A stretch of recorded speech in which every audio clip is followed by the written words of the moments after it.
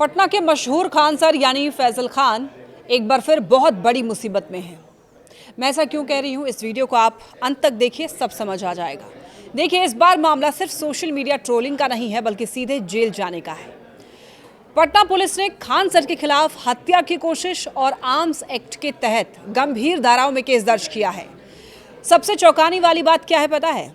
यह मामला भारतीय न्याय संहिता यानी कि बीएनएस की धारा 109 के तहत दर्ज हुआ है, जिसमें 10 साल तक की जेल हो सकती है और अग्रिम जमानत यानी एंटीसिपेटरी बेल भी नहीं मिल सकती है। पुलिस की इस कार्रवाई का आधार बना है खान सर के खुद के गार्ड्स का बयान, जिन्होंने आरोप लगाया है कि खान सर ने उन्हें गोली चलाने के लिए उकसाया था।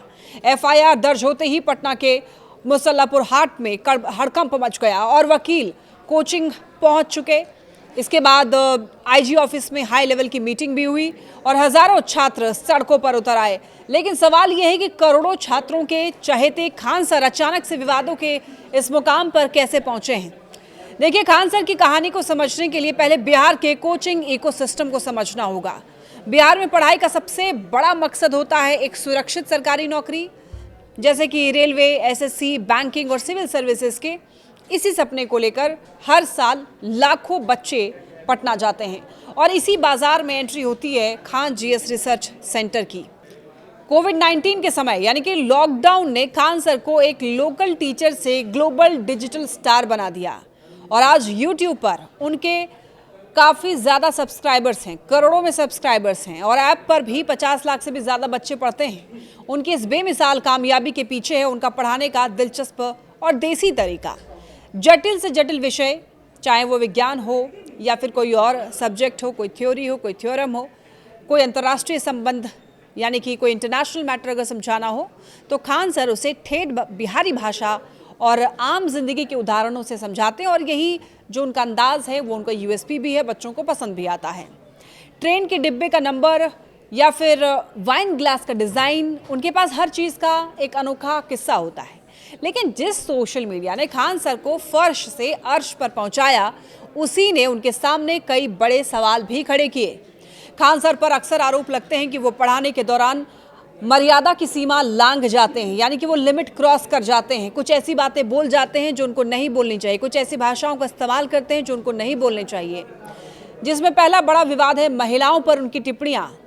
कभी बिजली गिरने को यानी कि वज्रपात को समझाते हुए, तो कभी महिला पुलिसकर्मियों की ड्यूटी पर बात करते हुए वो कुछ ऐसे शब्दों का इस्तेमाल करते हैं या कर जाते हैं या कभी उन्होंने किया है जो एक शिक्षक की गरिमा को शोभा बिल्कुल नहीं देता है।